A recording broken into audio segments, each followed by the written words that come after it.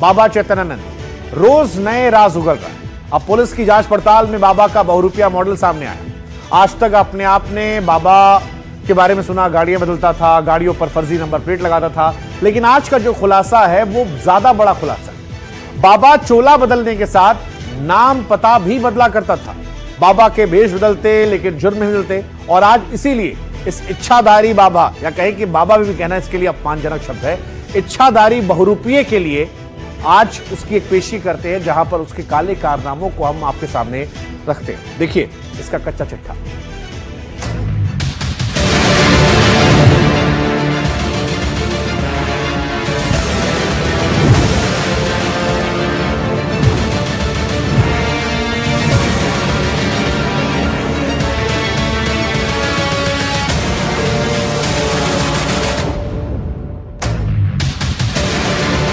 आज ऑपरेशन इच्छाधारी में मेकओवर बाबा के काले राज खुलेंगे। चेहरा एक रूप अनेक, बहरूपिया बनकर बाबा ने कितने लोगों को छला। बाबा के क्लोन संसार का डरावना सच क्या है? बाबा भेष और नाम बदलकर कितने लोगों को चूना लगा चुका है। कभी सफेद, कभी लाल, तो कभी भगवा चोला। बाबा के इंद्रजाल में कितने गुनाह छिपे हैं। इतनी जल्दी तो मौसम का मिजाज नहीं बदलता जितनी जल्दी डर्टी बाबा अपना रंग रूप और भेष बदल देता था। अश्लील बाबा के चेहरे बदलते, चोले बदलते, ठिकाने बदलते। नहीं बदलता तो बाबा के गुनाहों का तरीका। अपनी स्टूडेंट से अश्लील हरकतें करने वाला ये बाबा बहुत बड़ा बहरूपिया है। इच्छाधारी बाबा का बहरूपिया भेष नंबर 1 भगवा चोला। इच्छाधारी बाबा का बहरूपिया भेष नंबर 2 लाल चोला। इच्छाधारी बाबा का बहरूपिया भेष नंबर 3 सफेद चोला। एक स्वामी के इतने भेष धरने की वजह क्या है? ये स्वामी खुद की क्लोन सेना क्यों बनाता था? एनडीटीवी ने जब इसके राज खंगाले तो बहरूपिया बाबा के सफेद छल संसार का ऐसा काला सुराग मिला जो चौंकाने वाला है। डर्टी बाबा जितना रंग मिजाज है उतना ही छलिया भी। बाबा ने बहरूपिये बनने की नींव आज से ठीक 20 साल पहले रखी। बात साल 2005 की है। तब बाबा चैतन्यानंद सफेद कपड़े पहनता था, लोगों से खुद को साधु सन्यासी बताता था और लोग भी उसे पहुंचा हुआ साधक मानते थे। लेकिन इस बहरूपिये का असल मकसद कुछ और था।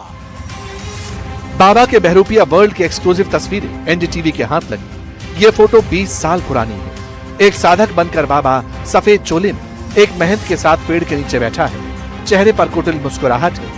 यहाँ ये बाबा खुद को साधु और पहुंचा हुआ सन्यासी बताता था। कई विद्याओं में पारंगत होने के दावे करता था ताकि भरोसे की बुनियाद पर लोगों को छल सके। एनडीटीवी के पास ऐसे एविडेंस हैं जो बाबा के बहरूपिया होने के जिंदा सबूत हैं। जब बाबा ने श्रृंगेरी मठ ज्वाइन किया था तब वो सफेद चोला पहनता था, लेकिन जैसे ही बाबा ने शारदा पीठ ज्वाइन किया तब उसका रंग ढंग और चोला सब कुछ बदल गया।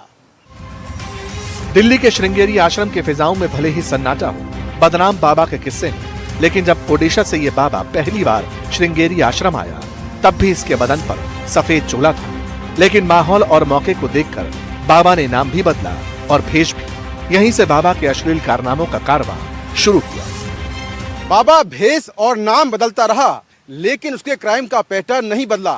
सफेद चोले में वो जैसे कारनामे करता था, लाल और भगवा चोला ओढ़कर उसने उससे भी ज्यादा संगीन गुनाह किए। श्रृंगेरी आश्रम का कॉलेज हॉस्टल इसका सबूत है, जहां बाबा ने भगवा लिबास पहनकर कॉलेज की छात्राओं से छेड़खानी की, उनका मानसिक और शारीरिक शोषण किया। भगवा चोला पहनकर माथे पर त्रिपुंड लगाकर बाबा चैतन्यानंद आश्रम के आलीशान कमरों में एक पहुंचा हुआ साधक बनकर बैठता। दिन में लड़कियों से ज्ञान ध्यान की बातें करता, लेकिन दिन ढलते ही इसके काले कारनामे शुरू हो जाते। एक वो दौर था जब बाबा ने सफेद चोला पहनकर रामकृष्ण मिशन ज्वाइन किया, लेकिन वहां भी अपनी काली करतूतों का ऐसा अंबार लगाया कि उसे बाहर का रास्ता दिखला दिया गया। बाबा ने सफेद चोला पहनकर सबसे पहले रामकृष्ण मिशन को चपत लगाई। बाबा ने रामकृष्ण मिशन ज्वाइन करने के बाद वहां के अकाउंट में हेराफेरी की, जिसके चलते उसे निकाल दिया गया। इसके बाद बाबा ने सफेद चोला पहनकर और भी कई फर्जीवाड़े किए। ये बाबा जितनी जल्दी गाड़ियां और उन पर एम्बेसी की फर्जी प्लेट बदलता था, उतनी ही जल्दी अपने नाम, पते और ठिकाने भी। बाबा के नाम जाल के राज जब एनडीटीवी ने खंगाले तो और बड़े खुलासे हुए। डर्टी बाबा जितना अश्लील था उतना ही फर्जी भी। वो भेस ही नहीं बल्कि अपना नाम बदलने में भी माहिर था। साल 2003 में उसने अपना नाम पार्थ सारथी से BR पार्थ सारथी रख लिया। लेकिन क्यों? एनडीटीवी के पास इसके भी सबूत हैं। बाबा के नाम जाल का ये सबसे एक्सक्लूसिव एविडेंस है। ये एफिडेविट बाबा ने साल 2003 में बनाया था, जिसमें बाबा चैतन्यानंद ने अपना नाम पार्थ रुद्र से बदलकर BR पार्थसारथी रख लिया। बाबा ने ऐसा क्यों किया, इसकी तहकीकात चल रही है। लेकिन पुलिस की जांच के दौरान इस बाबा के बहरूपिया होने का एक और सबूत मिला। एनडीटीवी के पास बाबा के बहरूपिया बनने के और भी कई सबूत हैं। साल 2004 में जब बाबा उत्तराखंड के टिहरी में रह रहा था, तब उसने एक एफिडेविट बनवाया और इस एफिडेविट में राहुल खान नाम के शख्स को अपना चचेरा भाई बताया। केवल यही नहीं, उस एफिडेविट में अपने सफेद चोले वाली फोटो भी चिपकाई। अब इस एफिडेविट की एक एक लाइन पर गौर कीजिए। नीचे बाबा के सफेद चोले वाली फोटो चिपकी है। बाबा ने अपना पता, नाम सब कुछ लिखा है, लेकिन गौर करने वाला कैरेक्टर राहुल खान है, जिसे बाबा ने अपना चचेरा भाई बताया। बाबा एक चेहरा एक लेकिन किरदार अनेक। बहरूपिया बाबा एक और किरदार निभाता था। वो खुद को all India council for technical education का मेंबर बताता था और मेंबर बनकर उसने जो गुल खिलाए वो हैरान करने वाले हैं। इस बाबा के बहरूपिये संसार की दास्तान हैरान इसलिए भी करती है क्योंकि नाम बदलने के साथ ही बाबा अपनी पद और पोस्ट बदलता था। ये एफिडेविट बाबा ने उत्तराखंड के टिहरी में बनवाया, जिसमें बाबा ने दावा किया कि वो Omkaranand institute of management and technology में लेक्चरर है। ये बहरूपिया लोगों से यहाँ तक दावे करता कि उसने 22 किताबें और 122 रिसर्च आर्टिकल लिखे हैं। बाबा को 2014 में उड़ीसा पुलिस तक ने फर्जीवाड़े पर नोटिस जारी किया था। अपराधी चाहे जितने भेष बदले, जितने नाम और ठिकाने बदले, लेकिन एक ना एक दिन कानून के लंबे हाथ उस तक पहुंच ही जाते हैं। बाबा 17 लड़कियों के यौन शोषण के इल्जाम में तिहाड़ जेल की रोटियां तोड़ रहा है। बाबा चैतन्यानंद के काले कारनामों को एनडीटीवी इंडिया सबसे पहले आप तक पहुंचा रहा है और आगे भी पहुंचाता रहेगा। नई दिल्ली से कैमरा पर्सन आजम के साथ मैं मुकेश सिंह सेंगर, एनडीटीवी इंडिया। वैसे आज कचहरी में अपडेट तो आपको मौलाना छांगुर का भी देना है। वही मौलाना छांगुर जिसने कई हिंदू बेटियों का जबरन धर्मांतरण करवाया था। आज यूपी एटीएस ने छांगुर की कन्वर्जन कंपनी पर बड़ा खुलासा किया। गैंग्स ऑफ छांगुर में 1-2 नहीं 3000 ज्यादा गुर्गे एक्टिव दिखाई पड़े। पाकिस्तान, दुबई, कनाडा जैसे देशों से छांगुर को फंडिंग हो रही थी। मौलाना छांगुर ने 400 गुर्गों की स्पेशल टीम बनाई थी जो अलग अलग शहरों में हिंदू बेटियों को हनी ट्रैप फंसाती थी। मौलाना छांगुर के गुनाहों का गेम ओवर आखिर कैसे हुआ, जरा देखिए स्पेशल।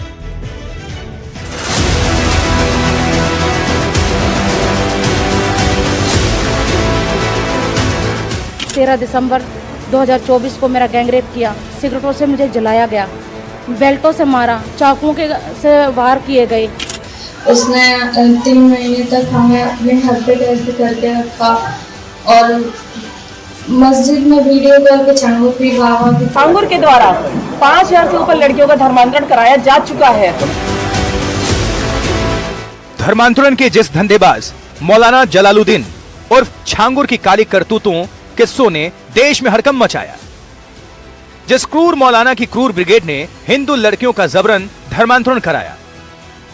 13 दिसंबर 2024 को मेरा गैंगरेप किया। सिगरेटों से मुझे जलाया गया, बेल्टों से मारा, चाकुओं के से वार किए गए। छांगुर के द्वारा 5000 से ऊपर लड़कियों का धर्मांतरण कराया जा चुका है। मौलाना छांगुर का कन्वर्जन वाली क्राइम कुंडली जब यूपी के बलरामपुर में खुली तो सीएम योगी ने इस मौलाना के गुनाहों का हिसाब होने की टाइमलाइन तय कर दी थी।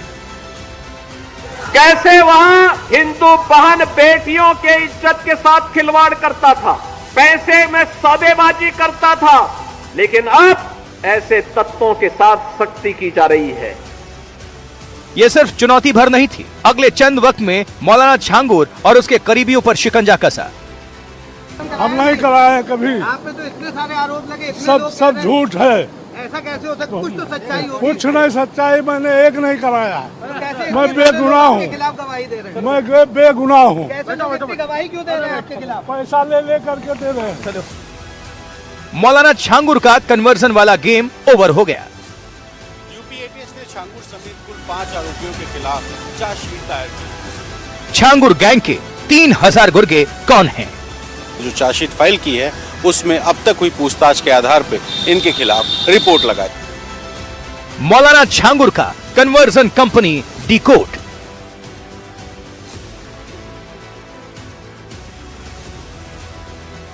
यूपी के बलरामपुर में बैठकर मौलाना छांगुर कन्वर्जन की फैक्ट्री चलाता था, जिसकी जड़ें बलरामपुर से लेकर देश के 13 राज्यों तक जुड़ी थीं। मौलाना छांगुर की जो कन्वर्जन कंपनी विदेशों से ऑपरेट होती है, उस पर यूपी एटीएस का सबसे तगड़ा एक्शन हुआ।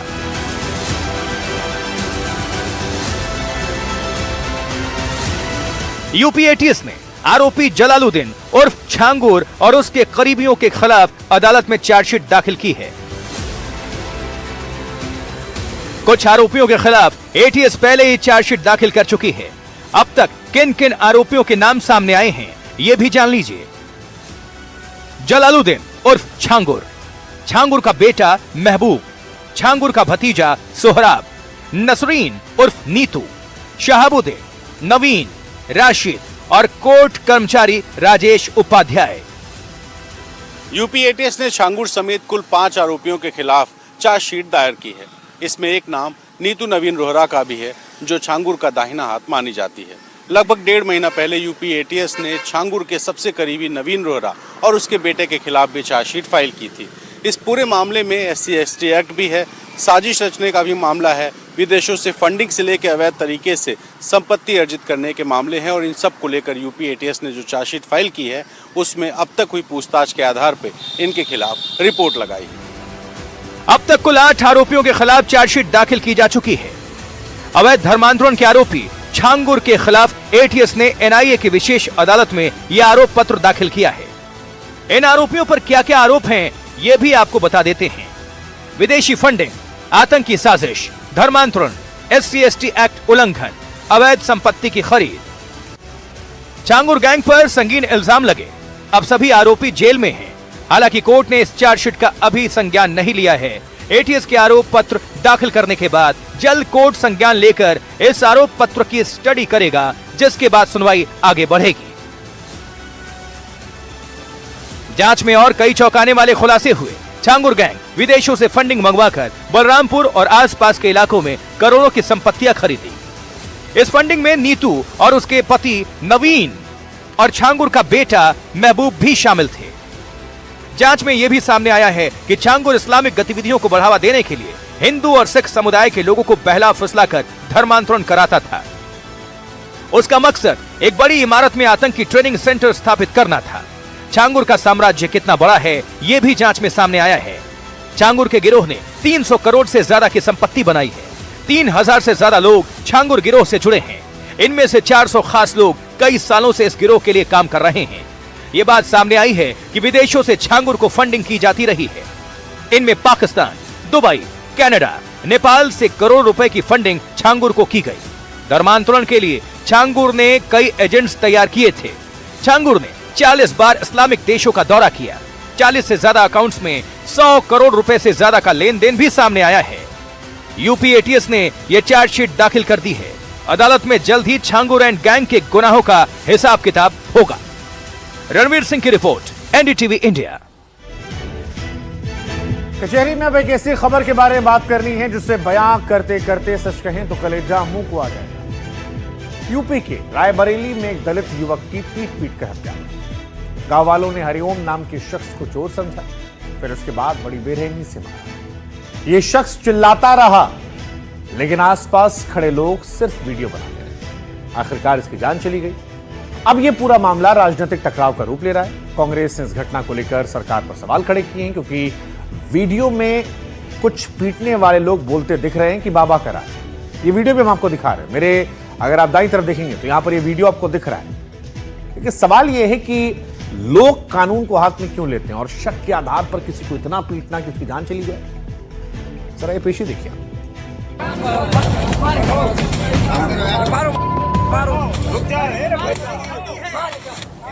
ये एक डरावना दृश्य है। बीते गुरुवार को रायबरेली के ऊंचाहार में गांव वालों ने इस शख्स को चोर समझकर पकड़ लिया। फिर शुरू हुआ पूछताछ और बर्बर पिटाई का दौर। मारने वाले वीडियो में हंसते भी सुनाई पड़ते हैं और भगत सिंह, चंद्रशेखर का नाम लेकर मजाक जैसा कुछ करते दिखाई पड़ते हैं। हद तब होती है जब पिटता हुआ ये शख्स अपनी बेहोशी सी हालत में राहुल गांधी का नाम लेता है और फिर कुछ और बर्बर ढंग से हंसते हुए बताती है कि वो बाबा के लोग हैं। राहुल गांधी ये सब बाबा वाले आदमी है। ये एक दलित युवक है जिसका नाम हरिओम वाल्मीकि है। एक बहुत मामूली से घर में रहने वाला परिवार शोक और सदमे में डूबा है। पिता बताते हैं कि बेटे की दिमागी हालत ठीक नहीं थी। बहन बताती है कि भाई की पत्नी ने उसे खबर दी कि भाई को पीटा जा रहा है, लेकिन जगह नहीं बता सकी। परिवार चाहता है कि उसके बेटे के कातिलों को भी फांसी की सजा हो और उनके घरों पर बुलडोजर चले। दरोगा जी ने मुझको उसको लड़के को पहचाना है, मैं पहचाना है, बताया, फिर वापस आया। फिर उन्होंने कहा कि अब इसका तो आज कुछ नहीं होगा, अब वो कल पोस्टमार्टम होगा, हमारे साथ चलना। अब मैं केवल सरकार से ये उम्मीद करता हूँ कि उनकी सजा होना चाहिए और मुझे न्याय मिलना चाहिए। और मैं इस 80-85 साल का हो रहा हूँ, तो मैं ये बेटियों को कैसे शादी करूँ, मेरे रक्षा करें, इनकी सुविधा दें, आर्थिक मुआवजा चाहिए, आर्थिक सुविधा दें, यही उम्मीद चाहता हूँ। आदमी मर रहा है तो हमारे यहाँ भगवान का नाम लेते हैं, मरते मरते सब कुछ माँ का नाम लिया, राहुल गांधी का नाम लेते चले जा रहे कि हो सकता है शायद छोड़ दे, लेकिन उन्होंने किसी ने छोड़ा नहीं, बोले कि यहाँ बाबा का राज चलता है। हमें न्याय चाहिए। उन जिन लोगों ने मेरे भाई को मारा है उनको कड़ी से कड़ी सजा होनी चाहिए और उनको फांसी होनी चाहिए और उनके घर में बुलडोजर चाहिए। हमें न्याय चाहिए सर। ऊंचाहार कानपुर रोड पर जब हरिओम से भीड़ ने बार बार पूछा कि उसके गिरोह के बाकी लोग कहाँ हैं, तो अचानक उसने कहा कि थोड़ी दूर रेलवे लाइन के पास उसके 3 लोग बैठे हुए हैं। और उसके बाद सामने की तरफ आपको एक जगह दिखाई दे रही है, वहां पर वो रोड है, वहां से भीड़ हरिओम को मारते पीटते हुए लेकर के आई। लगभग 500-700 मीटर की दूरी है और यहाँ जो रेलवे का ट्रैक है यहाँ पहुंचे। यहाँ जाहिर है कोई था नहीं और ये ईश्वरदासपुर नाम का एक हॉल्ट है। इसी हॉल्ट के पास आकर के जब हरिओम को लोगों ने पूछना शुरू किया कि उसके साथी कहाँ हैं और वो नहीं कुछ बता पाया क्योंकि उसके साथ कोई था ही नहीं, तो भीड़ ने उसकी ठीक इस खाली जगह पर पिटाई शुरू कर दी। और जो वीडियो वायरल हुआ वो ठीक इसी जगह का था जहां पर हरिओम को भीड़ ने इतना मारा कि उसकी मौत हो गई।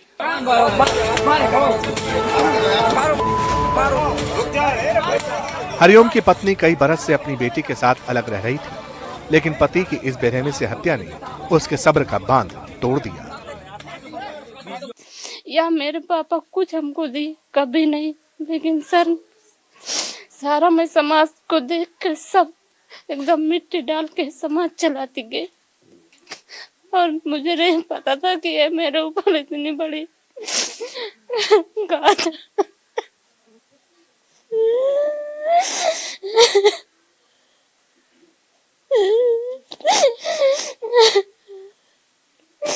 बस सर मैं ये दरख्वास्त चाहती हूँ कि जैसे मेरे पिता आदमी को उनके साथ वैसे ही होना चाहिए, मैं यही चाहती हूँ बस।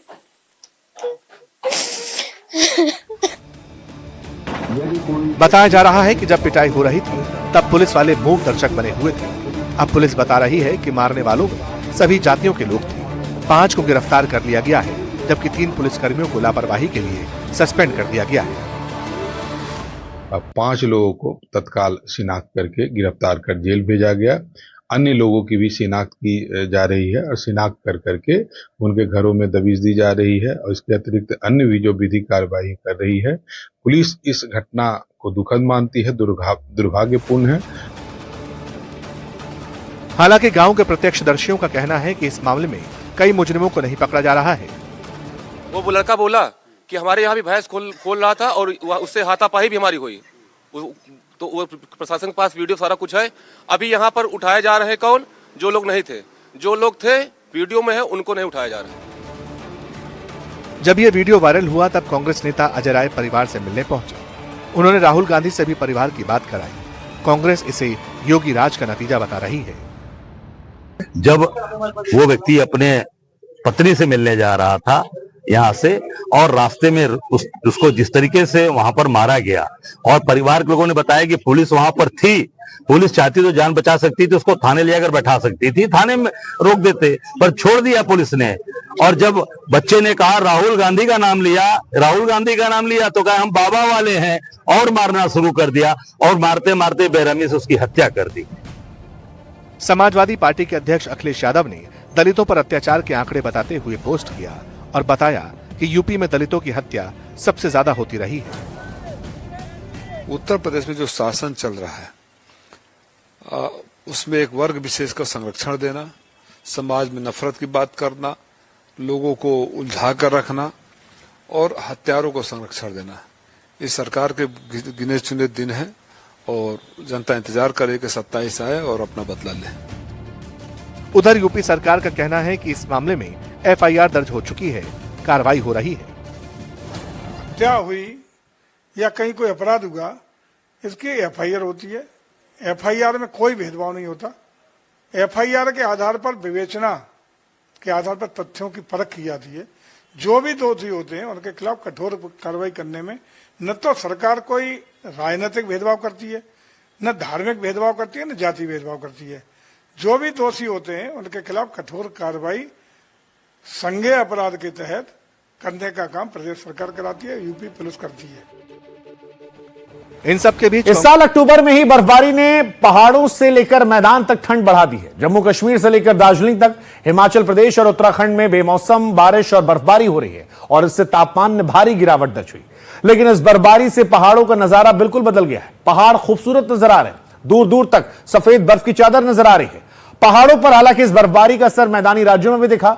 नतीजा यह है कि दिल्ली एनसीआर में बारिश चलते तापमान में गिरावट आई, जिससे अक्टूबर के महीने में आपको दिसंबर जैसी ठंड लग रही है।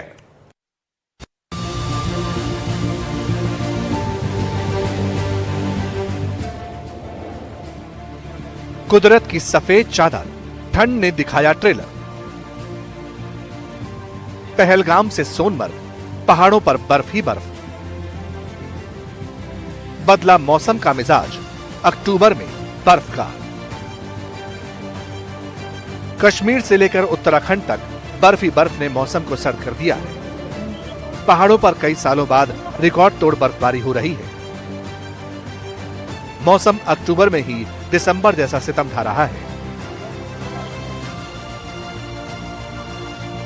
सबसे पहले जम्मू कश्मीर के सोनमर्ग की तस्वीरों को देखिए, मानो सब कुछ जम गया हो। चारों ओर दिख रही सफेद चादर ने कुर्सियां, मेज, कारें, पेड़ पौधे, सड़क सब कुछ ढक दिया है। तो अक्टूबर मंथ में हमें ये बिलीव नहीं था कि जब हम आए हैं यहाँ पे, टिकट विकेट भी बुक की थी, उस टाइम पे हमें एक्सपेक्टेशन नहीं था कि इस तरह से स्नोफॉल वगैरह होगा। नॉर्मली नवंबर या दिसंबर स्टार्ट में होता है। हम बहुत लकी हैं क्योंकि इस टाइम बर्फ नहीं होता है, लोकल लोग बोल रहे हैं, लेकिन 2 दिन पहले ही बर्फबारी मतलब स्टार्ट हुई है, तो मजे ले रहे हैं बर्फबारी का, कश्मीर का। अनंतनाग में भी कुछ ऐसा ही नजारा है। यहाँ भी बर्फबारी देखने को मिली, जिससे पर्यटकों के चेहरे खिले हुए हैं। हालांकि स्थानीय लोगों को फसलों का काफी नुकसान हुआ, लेकिन फिर भी उनका कहना है कि वो सैलानियों के लिए खुश हैं। एक खुशी की बात है टूरिस्टों के लिए, तो लेकिन हमारा नुकसान भी बहुत हुआ है। नुकसान हो गया है? नुकसान बहुत हुआ है। नुकसान किस चीज का? माल का नुकसान हुआ है, घास का, मक्की का नुकसान हो गया बहुत। लेकिन फिर भी हम शुक्र अल्लाह से मानते हैं, शुक्र। लेकिन ये हमारा अपने गुनाह है, लेकिन फिर भी बेहतरीन जगह है ये, कोई टूरिस्ट के लिए भी ठीक है। ये तस्वीरें जो जिला पास की है। यहाँ भारी बर्फबारी के बाद रास्ते बंद हो गए, मशीन से बर्फ हटाकर रास्ते साफ किए जा रहे हैं।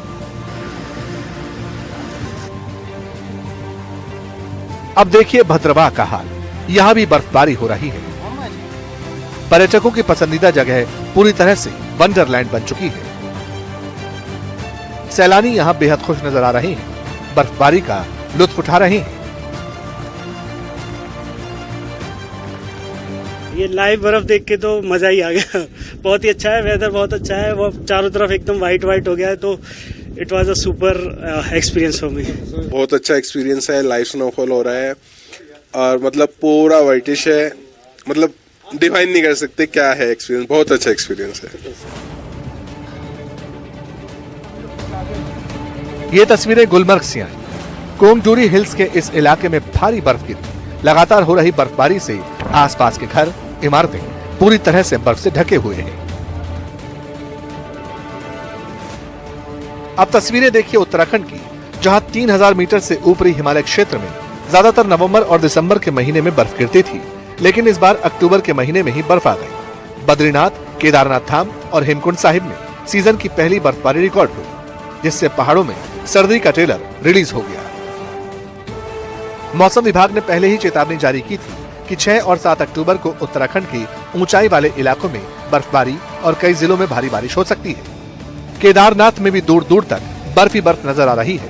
बर्फबारी के बाद आलम यह है कि जिला आपदा प्रबंधन विभाग ने श्रद्धालुओं से अपील की कि वो ऊनी कपड़े, रेनकोट और जरूरी सामान साथ लेकर ही यात्रा करें, ताकि किसी तरह की असुविधा से बचा जा सके। कुछ ऐसा ही हाल चमोली में बद्रीनाथ, हेमकुंड साहिब के साथ नीति घाटी में भी है, जहां जमकर बर्फबारी से चोटियों ने चांदी की चादर ओढ़ ली। लगातार हो रहे स्नोफॉल से तापमान में भारी गिरावट आई। उत्तरकाशी में गंगोत्री धाम की ऊंचाई वाले इलाके में भी बर्फ का पहाड़ नजर आया। स्नोफॉल के बाद अब वहां ऐसा लगता है जैसे ये हमेशा से बर्फ के ही पहाड़ रहे हों। पहली बर्फबारी से गंगोत्री धाम समेत निचले इलाकों में अचानक ही ठंड बढ़ गई। उत्तराखंड से हिमाचल चले, जहां समय से पहले ही सफेद चादर नजर आने लगी है। मौसम विभाग ने सभी जिलों में अलग अलग स्थानों पर बिजली और 30 से 40 किलोमीटर प्रति घंटे की रफ्तार से तेज हवाएं चलने के साथ साथ भारी बारिश का येलो अलर्ट जारी कर दिया। अब मनाली की इन तस्वीरों को देखिए, जहां ऊंची चोटियों पर बर्फबारी हुई। रोहतांग पास, मढ़ी, अटल टनल और सिस्सू समेत आसपास के इलाकों ने सफेद चादर ओढ़ ली। लगातार हो रही बारिश और बर्फबारी से तापमान में भारी गिरावट देखने को मिली है। धौलाधर के पहाड़ों पर भी सफेद बर्फ ने कब्जा जमा लिया। हालांकि यहां अभी बर्फ थोड़ी गिरी है, जिससे कुछ चोटियों पर ही बर्फ दिखाई पड़ रही है। कुछ ऐसा ही नजारा किन्नौर, लाहौल स्पीति, कुल्लू और चंबा के ऊपरी इलाकों में नजर आया, जहां बीते 36 घंटों से लगातार बर्फ गिर रही है। तापमान में 5 से 7 डिग्री की गिरावट दर्ज की गई। लेकिन सवाल ये है कि अक्टूबर में बदला मौसम का ये मिजाज किस ओर इशारा करता है। अभी से ही पहाड़ों पर दिसंबर जैसी ठिठुरन की वजह आखिर क्या है?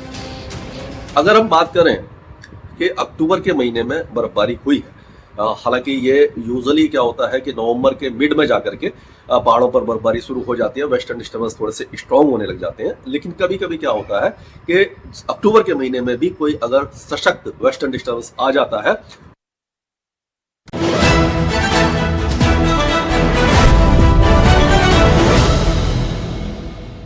दिल्ली एनसीआर में लगातार बारिश, तापमान में भारी गिरावट दर्ज की गई है, लेकिन इसके साथ ही सड़कों पर जलभराव और ट्रैफिक भी देखने को मिल रहा है। इससे जनजीवन प्रभावित हुआ।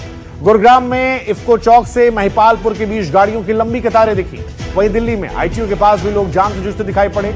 Noida greater Noida express way पर भी जलभराव और जाम से लोग परेशान हैं। बारिश चलते कई फ्लाइट का समय भी प्रभावित हुआ है। और इसी के साथ आज के इस कचहरी में फिलहाल इतना ही। कल फिर होगी आपसे मुलाकात। तब तक देश और दुनिया की तमाम खबरों के लिए आप देखते रहिए एनडीटीवी।